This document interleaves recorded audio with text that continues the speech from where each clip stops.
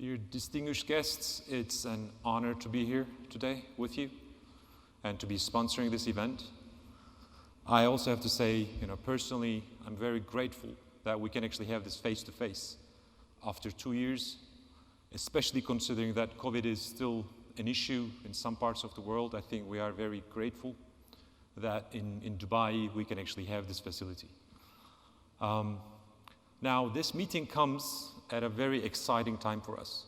Just 2 weeks ago, we listed our new company, Kyndryl, in the New York Stock Exchange, following the spin-off from IBM of the infrastructure services business division that used to be within IBM.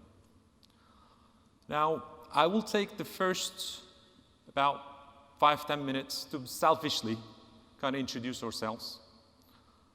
And in doing that, one of my biggest challenges will be, because I've spent 20 years in IBM, one of my biggest challenges in these presentations is now not to accidentally say IBM when I actually intend to say Kyndryl. So let's see at the end of 20 minutes if I will be able to succeed that. Right? So that's my personal challenge. Now, I think it will be very easy to explain what we do to this audience, given the experience and the maturity in the audience. But it has been a very challenging task for me when I tried to do it at home, to my kids, to my wife, to my parents. Over the 20 years, I think they had significant difficulty in really understanding what I do when I leave home and when I come back. They cannot really envision what exactly I do. Because I try to explain saying, I sell, deliver complex IT services projects, and it just means nothing to them. They just cannot envision. I think for a very long time, my kids, they would be very happy, if I was a teacher or a doctor or a firefighter, something that when they go to school that they can actually explain that what their father is doing during the day. Now, what came to my rescue was the mission statement of Kyndryl. Now, the last time they asked me, what does Kyndryl do? I answered them. I said, I, together with my 90,000 colleagues in 63 countries, we design, build, and manage the mission-critical technology systems that the world depends on every day. They looked at me like I was the Superman, saving the world every day. Now, joking aside, I figured out that this way I could relate and explain, because if the next step of explaining it is, every time we buy an airline ticket, every time we book a doctor's appointment, every time that we go to the mall to do a purchase, our teams have either designed that system, built that system, or is actually currently running the system that makes it possible. Right? Now, and the best part is, this is a very true statement. Not something that I just want to make myself look good in front of my kids, but it is backed up with real concrete data. Now, 5 out of the 5 top airlines in the world are today managed with our teams. Now, 45% of the passenger cars made are actually made by the customers that we're servicing. As you could see, 61% of the assets managed by the top 50 banks, again, are customers. And this is not just a global statement. I'm very proud to say that in UAE as well, we are playing a very critical role as we're running the IT operations of the 2 airlines, as we're running the IT operations and supporting the IT operations of about 3 healthcare organizations, and several retailers as well, and also supporting the government in their digital transformation.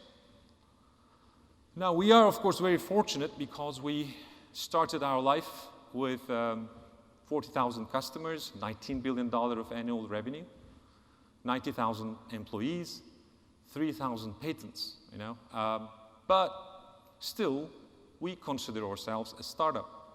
And we took this opportunity of the spin-off to redesign ourselves as a startup. Now, it can sound a bit counterintuitive, when we sometimes jokingly say that we are a $19 billion startup, But again, it gave us, again, as I told you, the opportunity to redesign. Now, what we did was we removed a lot of the layers in our organization between our customers and the global headquarters. So, and we brought down a lot of the decision-making close to our customers. And the other thing is now we're changing a lot of our processes, and also we're infusing the culture to be more flat, fast, and focused. Now, to then also explain how or why we actually embarked on this journey, right? I think it's very much related with the agenda today. That what we listened before and looking into the next sessions, I can see that our whole strategy is pretty much embedded in the today's agenda. Just to give you a couple of data points that is curated from different sources. In several analyses that we have done, we see that 65% of the global GDP will be digitized by 2022, and that has been accelerated during the COVID time, as I think that has also been mentioned. Having said that, only half of the companies have actually started this journey, truly. And when we talk with the CEOs say that they plan to increase their security investment by double digits. Because as the digital transformation increases, the security risks do increase. Now, 62%, and this one I think is interesting, 62% of the CEOs also say that their IT infrastructure is actually a challenge in reaching their transformation goals. And 1/3 of and when asked to the CIOs, they say that 1/3 of the top impediments to successful IT transformation is actually lack of skills. And this is something I think you probably are all observing in the market. McKinsey just recently coined a term saying the Great Resignation, where we do see that all of the companies are now really fighting for talent in the market. So these challenges is also our passion, because we have strategically positioned ourselves to really address these challenges and help our customers to transform, to complete their transformation and helping them resolve these challenges. And how we do that specifically goes across, in terms of our portfolio, we grouped our portfolio under 6 main categories. Now, if you take this slide and compare it to any other services provider today, I can say that 95% it will be the same, right? So the headings will probably not change too much, right? We're all saying the same, we're all saying the same lines in terms of the categories, right? So I will just briefly highlight how we are trying to differentiate ourselves in each one of these domains. Now, in terms of cloud, we have invested heavily over the years to build a cloud migration factory, because time and time again we hear the same thing, which is customers want some proven ways to go to the cloud. And in doing that, we have created a cloud migration factory, which have moved thousands and thousands of workloads onto different multiple clouds that we also service. In that one, the one critical thing we also look at is not just to move the workload, but actually to move the operation. Because one of the key things that we realize is once you move to the cloud, the operation also changes, and that requires a lot of cloud engineering and cloud native automation skills, which we are significantly investing into. And part of our cloud journey has been that we have been a very big proponent of hybrid cloud. The vision that we put forward was not every workload will go to hyperscalers and public cloud. There will be a mix of both. And we have positioned ourselves and our skills on that one. And our legacy with IBM now is that we're moving off the skills that we're carrying together with the Red Hat. And that has positioned us well in terms of creating true application modernization by building containerized environments, by building DevSecOps environments for our customers. And we have actually built some of these for some of our customers in UAE as well. Now, the second area is what we call core enterprise, and that's the on-prem world that we manage. Now, that's pretty much the traditional part of our business, but I will also mention how we have been transforming that digitally in terms of how we do things different, even in that traditional domain. Now, the third area is digital workplace, which has been completely revamped, I guess, during the COVID time because of the work from home experience we all had to have. But in this domain, we're also infusing a lot of AI and digitalizing the whole way and the whole process of how the end user reacts in terms of their individual devices and how they get service. So, and this includes, virtual agents. It includes the whole digital provisioning of the device, and just to make sure that the whole experience is different. And we do see that a lot of companies are now moving back from bring your own device, now coming back to choose your own device, which then also requires different kind of a set of tools and skills. Now, the other area is application, data, and AI. Our key differentiation there is AI ops. And I will actually come to, in the second part, I will mention about that a bit. And we have invested a lot into AI ops specifically. And now, while we did that transformation on our side, now we're actually extending that to our customers as well to actually infuse more AI into their IT operations. We are also investing into data services. And we have a vision to build more in data curation, data engineering, data orchestration. And these are the areas that is a growth area that we see for ourselves. In terms of security and resiliency, that's one that will never be outdated, and that underpins everything, pretty much all of these domains. But in terms of security and resiliency, our key focus is how do we orchestrate the resiliency piece of it? Because what we see is a lot of times, and we have actually experienced some of our customers as well, have cyber resiliency attacks where they suffered from it. The difficulty comes in how do you recover? And in that process, we've seen that we're able to automate and orchestrate that so that it's a much easier task, and the dependency on the specific administrator is actually limited. And on the network and edge, our focus is especially on the edge computing. And SDN. Now, while we do that, we work across a very large number of partners, global partners that we work with on each one of these domains. And the freedom of action of being an independent company right now is setting us to build much strategic relationships. And just 1 week ago, we announced one of them with Microsoft. And again, 2 weeks ago, we became independent. 1 week ago, we announced this partnership, so it is very strategic to us. And what we announced was both companies are now committing to each other significant amount of resources to co-develop solutions and to have a joint go-to-market. And also significant amount of training. We're going to launch a Kyndryl University for Microsoft.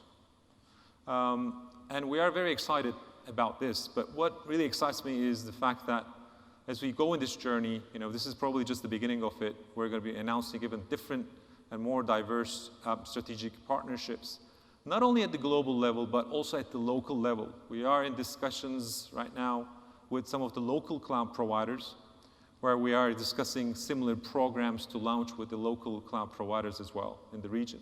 And that is just making us more excited as we go on this independent journey. Just to give you a bit of a scale of our business and our organizations, we operate in 63 countries, and our local delivery teams in those 63 countries are supported by 19 global delivery centers.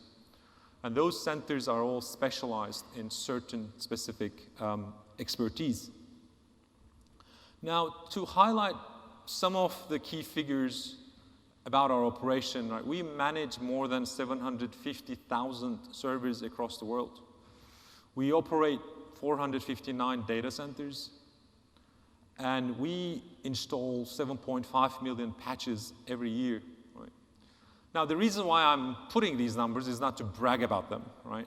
It's actually to tie into my next subject, which is when you're running a business of this size, how do you digitally transform yourself? Right? And that's actually what I want to come, because in that size, as you can imagine, applying automation and AI just has immense benefits.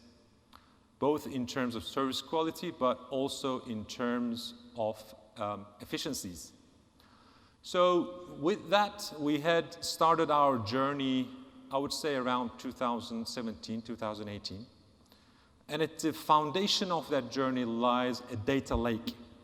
The data lake for us is all the operational data that we collect from that 750,000 devices that we manage all across the world. But not just that, it also has unstructured data. It is also the data that we get from all of the service incidents we have, etc. So it is a combination of a lot of different sources that we have built across the world to give us that foundation. Now, once we have that foundation, what we did was we applied two things on top of it. The first one is an AI ops platform to give us the insights, to really be able to drive insights from that. Right? Now, what that does to us, a lot of anyone in the audience who has ever managed an IT operation would understand me when I say it has become very difficult to get a single pane of visibility into your entire domain, especially if you have multiple clouds. That's a big task, right? If you have things running on Amazon, if you have things running at the same time on Microsoft, if you have things in your own data center, right? How do you get a full visibility across all at once with the right kind of insight? And that was the aim that we came for, and we built it ourselves. We built our own AI ops platform to do that, and it provides us all the visibility, right? It provides us the health, real-time health of how the IT infrastructure looks. But to me, what I really find more interesting is that it also provides AI-based insights. Just to give you a couple of examples, it allows us to see, for example, which servers are on-prem, but actually are ready to be migrated to cloud. And that requires a lot of different analysis.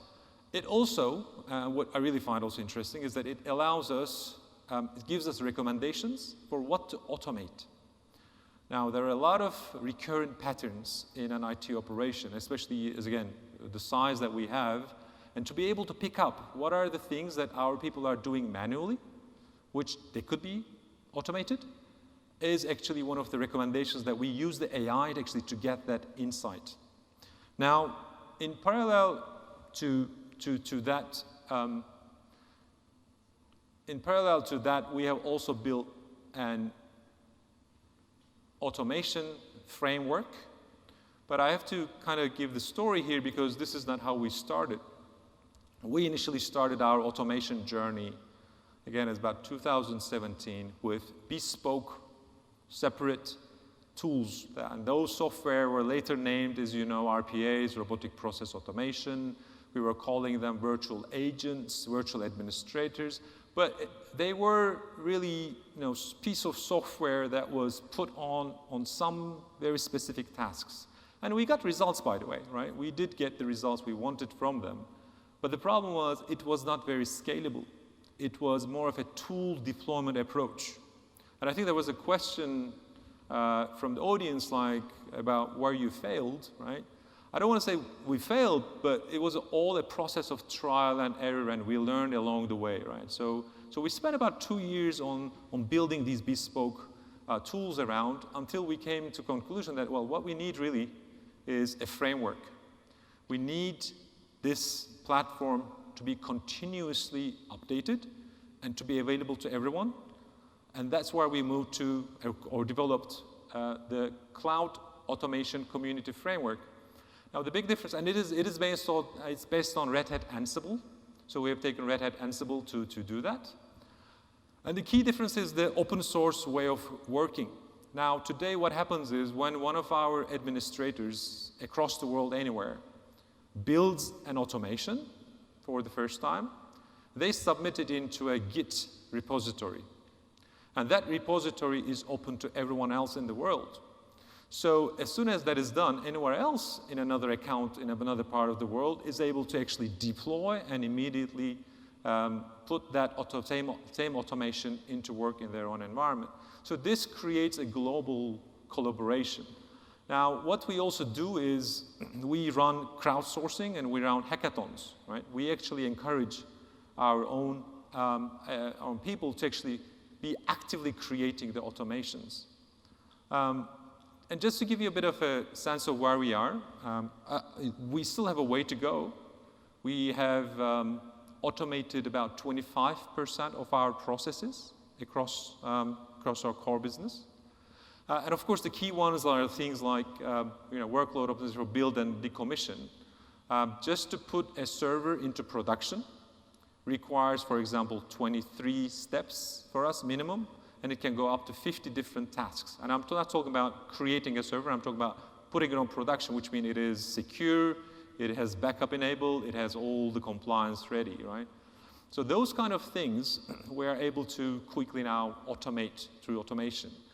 And while we did only 25% of the whole processes, what that means for us is we run 20 million total automations across the world every year right now. Our goal is really to get to 50%. And we have ambitiously called the whole program Zero Touch Delivery. And I have to say that's ambitious. I think we will never be at 100%. Probably there is a natural limit to what you can automate. And we're not there yet. We're very fast going, and we're actually significantly investing into it. Because if you think about it, 20 million automations running would correlate to significant number of man hours. And one of the observations we have is the scope that we're servicing is exponentially increasing, while our headcount is not. So we are now able to service a significantly larger number of equipment with about the same number of global headcount. And we are very much aware that this will not stop, right?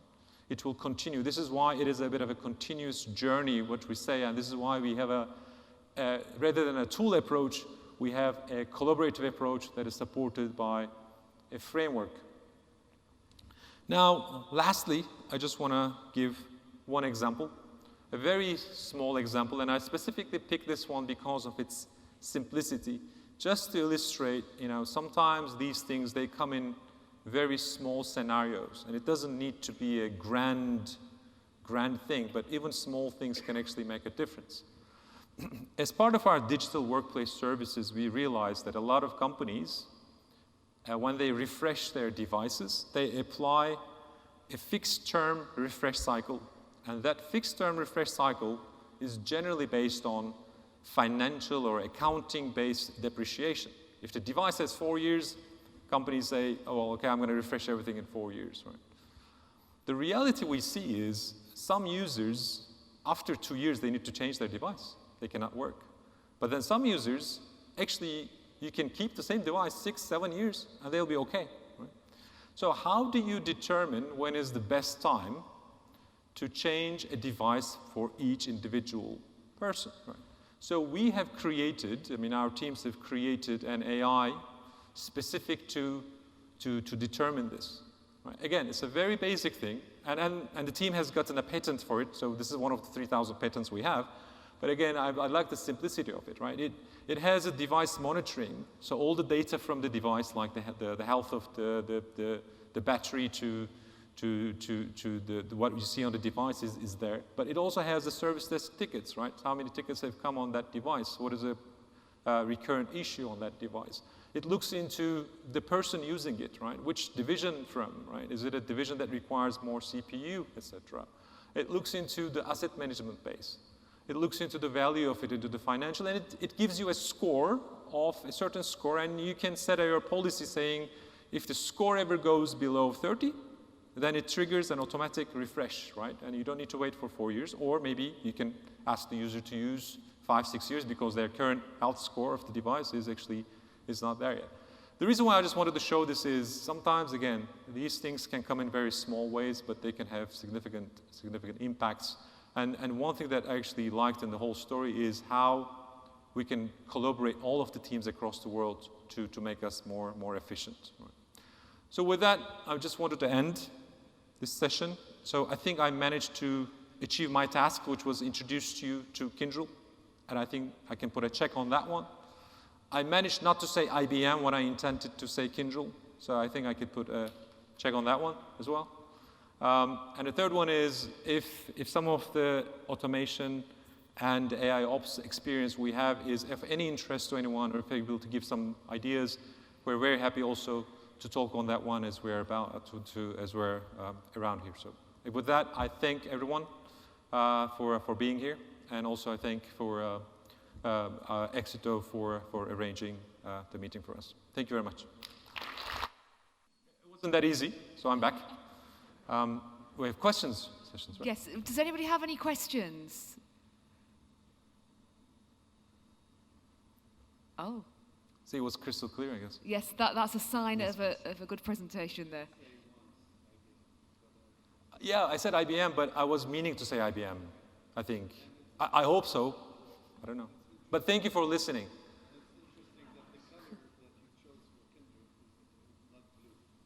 It is not blue, and that's a lot of discussion. It's a warm red, and I love marketing people. You know how they do these things. It's warm red, apparently, which means it's more intimate.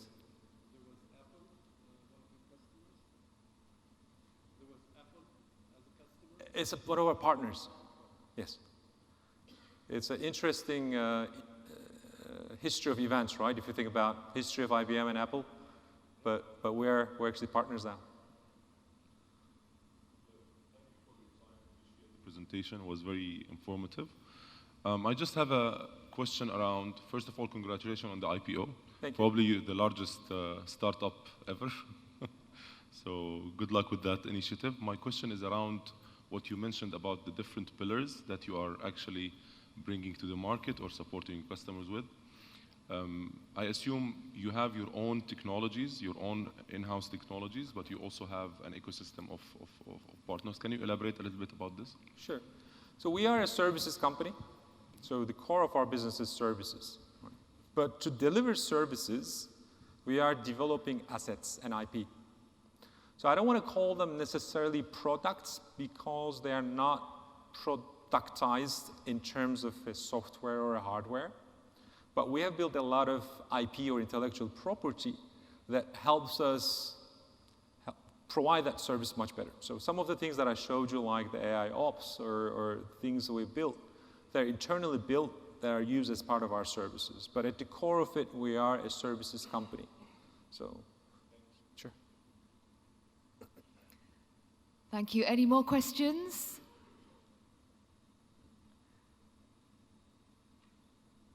Okay, thank you very much. Please put your hands together, everybody, for Mr. Burcak Soydan, Managing Director of Kyndryl.